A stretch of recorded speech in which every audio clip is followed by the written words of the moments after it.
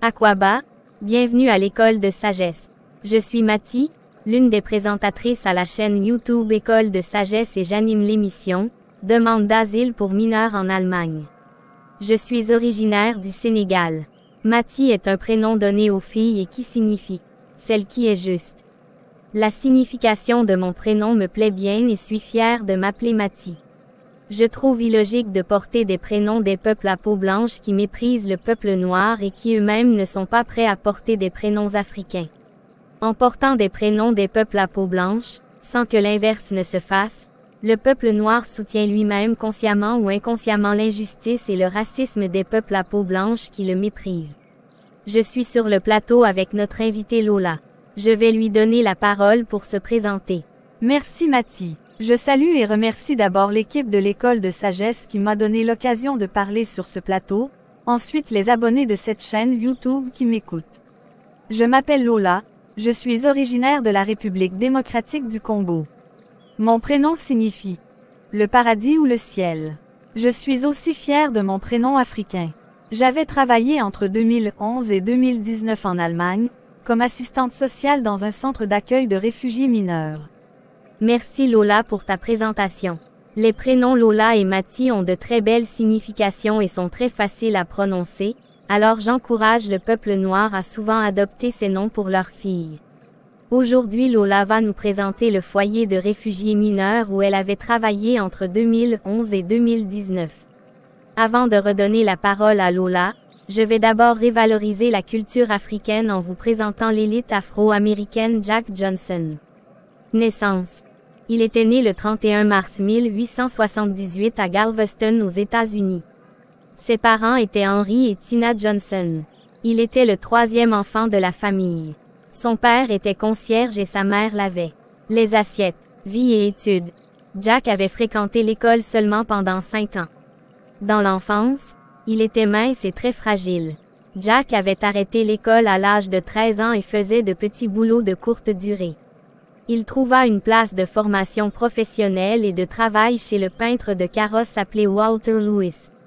À travers son boulot, Walter Lewis était devenu ami de certains boxeurs locaux. Pendant la pause, Walter Lewis et Jack regardaient les combats de ces boxeurs. C'est à partir de ce moment que Jack avait développé une passion pour le métier de boxeur.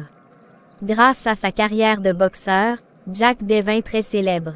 Il gagnait beaucoup d'argent en faisant de la publicité pour différents produits dont la plupart étaient des médicaments brevetés. Il était connu pour son style de vie très aisé, sa passion pour les courses de voitures, les vêtements de prêt-à-porter et les bijoux. Il aimait acheter des fourrures pour ses femmes. À son époque, il était interdit aux Noirs et aux Blancs d'avoir des liaisons amoureuses entre eux. Jack méprisait cette loi et avait des liaisons amoureuses avec des femmes blanches. Cela déplaisait aux habitants. Il épousa des femmes blanches. Son mode de vie et ses mariages avec les femmes blanches furent souvent critiqués par la presse. Il eut même des poursuites judiciaires contre lui à cause de ses liaisons amoureuses avec des femmes blanches. Il s'exila en Europe, en Amérique du Sud et au Mexique avec sa femme Lucille Cameron. Jack était revenu aux États-Unis le 20 juillet 1920. Il s'était rendu aux policiers à la frontière mexicaine et avait été déféré à la prison fédérale de Leavenworth en septembre 1920 pour y purger sa peine. Il avait été libéré le 9 juillet 1921. Il était victime durant sa vie de toute forme de racisme. Fonction. Jack était un boxeur professionnel. À 16 ans, il déménagea pour New York City. À cause de ses échecs dans les boulots, il revint dans sa ville natale. Il travailla à Galveston comme concierge dans la salle de sport du boxeur poids lourd d'origine allemande Hermann Bernow. Avec ses économies, il s'était acheté des gants de boxe. Il s'entraînait à chaque occasion dans la salle de sport où il travaillait comme concierge. Il débuta officiellement sa carrière de boxeur le 1er novembre 1898 à Galveston contre Charlie Brooks pour le titre de champion des poids moyens de l'État du Texas. Le combat finit très tôt grâce à un coup de poing de Jack. Il eut son troisième combat professionnel le 8 mai 1899 à Chicago contre l'Afro-Américain John W. Ince qu'il gagna avec un coup de poing technique. Pendant la période de ségrégation raciale, Les titres qu'on donnait aux boxeurs afro-américains s'appelaient titre de champion du monde des poids lourds de couleur, pendant que celui des Euro-américains s'appelait seulement titre de champion du monde des poids lourds. Dans la culture occidentale, on désigne les gens qui ne sont pas occidentaux comme étant des personnes de couleur. Depuis que Jack commença à gagner officiellement des combats de boxe, il lui accorda le titre de champion du monde des poids lourds de couleur. Jusqu'en 1903, Jack avait gagné au moins 50 combats contre les adversaires noirs comme blancs.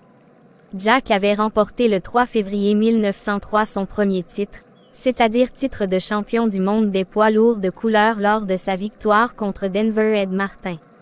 Le 26 décembre 1908, il gagna un combat contre l'Euro-américain Tommy Burns qui avait le titre de champion du monde des poids lourds. On lui accorda la victoire à cause de la colère de la foule, car la police avait interrompu très tôt le combat pour empêcher que l'Euro-américain Tommy Burns soit assommé par l'Afro-américain Jack. Alors Jack devrait prendre le titre de champion du monde des poids lourds et abandonner le titre de champion du monde des poids lourds de couleur. La victoire de Jack sur Burns avait augmenté la discrimination des Blancs contre les Noirs dans la société américaine. Le nouveau champion du monde Jack était souvent victime des écrits mensongers et de haine venant de la presse. Certains journalistes espéraient un grand espoir blanc qui pourrait récupérer le titre de champion du monde des poids lourds entre les mains de l'Afro-américain Jack Johnson. Subitement, Jack devint le champion du monde des poids lourds le plus connu depuis les débuts du métier de la boxe et le noir le plus célèbre de son époque. Voici une citation diffamatoire de la presse de New York Times contre les Noirs. Je cite: « Si le noir gagne, des milliers de ses frères ignorants interpréteront sa victoire comme une revendication de bien plus que la simple égalité physique avec leurs voisins blancs. » Fin de citation. Depuis sa victoire contre Burns, Jack avait combattu contre plusieurs boxeurs euro-américains en qui les organisateurs de boxe avaient mis leur espoir comme étant les grands espoirs blancs. Dieu merci, Jack avait toujours gagné les combats. En 1910, l'ancien champion du monde blanc du nom de James J. Jeffries accepta à la demande de certaines personnes de combattre contre Jack pour honorer à nouveau le peuple blanc. Voici l'une de ses citations, je cite: « Je ne m'engage dans ce combat que pour prouver qu'un blanc est meilleur qu'un nègre. » Fin de citation. Le mot nègre est une injure que les colons prononçaient contre les Africains et cela date de l'époque coloniale. Le 29 octobre 1909, Jack et Jeffries avaient signé un contrat pour s'affronter. À l'approche du combat des deux grands boxeurs, les tensions raciales augmentaient dans la société américaine. Des mesures de sécurité avaient été renforcées pour empêcher que l'on fasse du mal aux deux boxeurs. Ainsi, les armes étaient interdites dans l'arène de combat, tout comme la vente d'alcool et la présence de personnes alcoolisées. Le combat avait eu lieu au centre-ville de Reno à Nevada le 4 juillet 1910 devant 20 000 spectateurs dans un ring construit spécialement pour ce combat. Jack dominait le combat du début jusqu'à la fin grâce à son habileté. Tous les efforts de Jeffries pour assommer le plus vite possible son adversaire avaient échoué. Jeffries tomba pour la première fois depuis sa carrière sur le ring de boxe. Il tomba même 2 fois. Le staff de Jeffries avait interrompu le combat pour empêcher une victoire de Jack par coup. 2 points. Finalement, Jack gagna le combat. Jeffries s'était montré humble face à la victoire de Jack et en félicitant le champion du monde pour sa performance au combat. Voici l'une des citations de Jeffries. Je cite: « Je n'aurais jamais pu battre Johnson dans mes meilleurs jours. Je n'aurais pas pu le battre. Non. Je n'aurais pas pu atteindre son talent en 1000 ans. » Fin de citation. Ce combat entre ces deux grands boxeurs était qualifié de combat du siècle et la victoire de Jack avait fait taire les critiques qui avaient qualifié sa précédente victoire sur Tommy Burns d'insignifiante. Le soir du 14 juillet 1910, la victoire de Jack Johnson avait déclenché des émeutes raciales dans tous les États-Unis. Beaucoup de Blancs se sentaient humiliés par la défaite de Jeffries, qui avait brisé les rêves d'un grand espoir blanc, avait aussi remis en question la théorie largement répandue de la suprématie blanche. Ce fut la seule carrière de défaite de Jeffries. Par contre, les Afro-Américains avaient célébré la victoire de Jack Johnson comme une victoire du progrès racial. Les Afro-Américains organisaient des défilés spontanés et se rassemblaient pour des réunions de prière. C'était une époque où les meurtres contre les Noirs par les racistes blancs n'étaient pas rares. Chaque année, au moins 67 Noirs étaient tués par des racistes blancs. Alors cette joie des Noirs humiliait la population blanche. Par conséquent, les Blancs réagissaient avec violence contre les Noirs. Deux grands événements avaient conduit à de grands affrontements raciaux. Ce sont l'assassinat de l'Afro-Américain Martin Luther King et la victoire de Jack Johnson face au Blanc Jim Jeffries le 4 juillet 1910. Il y avait eu des affrontements à travers tout le pays.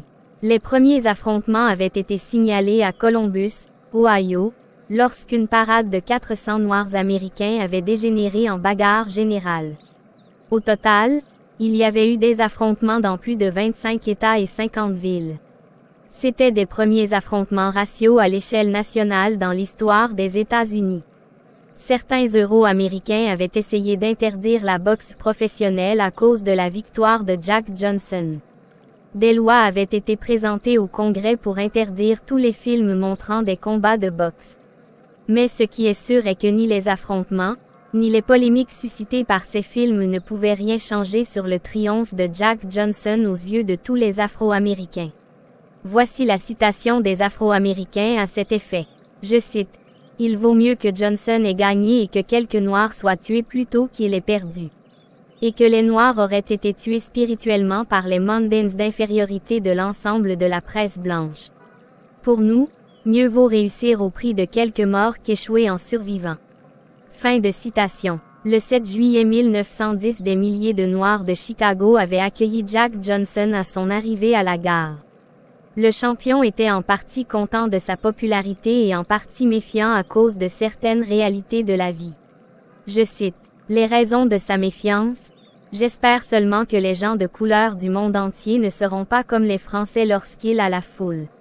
L'histoire nous apprend que lorsque Napoléon accumulait les victoires, les Français étaient avec lui. Mais lorsqu'il perdit, le peuple se retourna contre lui. Lorsque Jack Johnson connaîtra la défaite, j'espère que les gens de couleur m'aimeront de la même manière que lorsque j'étais champion. » Fin de citation. Le 5 avril 1915, Jack avait perdu le combat contre Jess Willard, alors il devait perdre aussi son titre de champion. Jack avait déclaré à la presse qu'il avait interrompu par sa propre volonté le combat, pour que les poursuites judiciaires contre lui selon les lois du Mann Act soient abandonnées. Le Mann Act était une loi qui interdisait le transport d'une prostituée d'un État américain à un autre État. Cette loi luttait contre le commerce des esclaves blanches. Depuis le décret de la loi de Mann Act, Jack Johnson était le premier homme à être condamné pour avoir encouragé une prostituée blanche à quitter le bordel dans lequel elle travaillait et à se rendre avec lui dans un autre État. Après la perte de son titre de champion du monde des poids lourds, Jack n'avait plus jamais combattu ni pour le titre de champion destiné aux Blancs ni pour celui destiné aux Noirs. Jack Johnson avait son propre style de combat qui n'existait pas à son époque dans le métier de la boxe. Mort. Jack Johnson mourut le 10 juin 1946 à cause d'un accident de circulation. Il était sorti d'un bar étant très énervé parce qu'un serveur blanc raciste avait refusé de le servir. Il était mort au lendemain de son accident à l'hôpital Saint-Agnes qui était destiné aux Noirs. Maintenant, nous allons aborder le thème du jour qui est le foyer de réfugiés mineurs. Notre invitée Lola va nous présenter ce foyer. J'ai travaillé pendant 9 ans comme assistante sociale dans un foyer qui héberge les réfugiés mineurs qui sont venus demander l'asile en Allemagne et n'étaient pas accompagnés d'aucun parent biologique. Aujourd'hui, je vais seulement vous parler de l'aménagement du foyer. Le nom du foyer était Mina. Mina était un projet de l'association PIA. Premièrement, je vais parler des travaux de rénovation. La maison était au départ une maison privée. La maison a été transformée en un foyer après l'achat. Voici les différentes pièces qu'il y avait dans les foyers. Le rez-de-chaussée. Il y avait 4 chambres, un bureau, une salle de bain. Il y avait 3 chambres doubles et une chambre simple. Le sous-sol. Le garde-manger, le garde-robe pour les vêtements donnés et une toilette. Le premier étage. Une chambre à coucher pour les personnels de nuit, une salle de bain pour les filles, un salon, une cuisine, une salle de toilette pour les assistantes sociales, 2 chambres à coucher pour les filles. Les chambres à coucher pour les filles étaient occupées par 2 filles. Deuxième étage. Une salle d'équipe, une salle polyvalente. Il y avait un petit jardin à l'avant et un grand jardin à l'arrière. Une cabane de jardin. C'était une salle de visite pour les invités masculins des filles et une salle pour les activités créatives. Parmi les participants aux travaux de rénovation se trouvaient des artisans, quelques collaboratrices de l'association PIA et des bénévoles. Deuxièmement, je vais parler de l'aménagement du foyer. Les principales assistantes sociales et une concierge économe avaient tapissé l'intérieur des chambres à coucher puis des autres salles du foyer. Elles les avaient peintes, avaient monté les meubles et les avaient complètement aménagés. Parmi les objets qu'il y avait dans la maison, étaient des objets offerts comme dons et d'autres nouvellement achetés. Troisièmement, je vais parler des personnes cibles dont nous avions hébergé. Le foyer n'accueillait que des filles non accompagnées. La limite d'âge était entre 12 et 17 ans. Exceptionnellement, une fillette de 9 ans a été aussi accueillie. Les filles avaient fui leur pays pour diverses raisons. Dans certains cas, elles étaient parties à l'insu de leurs parents, dans d'autres avec le soutien de ces derniers. Voici quelques-unes des raisons de leur fuite. Guerre, mariage forcé, excision, pauvreté, problèmes familiaux, etc. La plupart des filles souffraient de stress post-traumatique. Quatrièmement, je vais parler de l'ouverture officielle du foyer. Le foyer a été ouvert officiellement en septembre 2011. Le premier jour de travail, une assistante sociale principale avait attendu les filles dans le foyer. La directrice du foyer avait amené les filles jusqu'au foyer.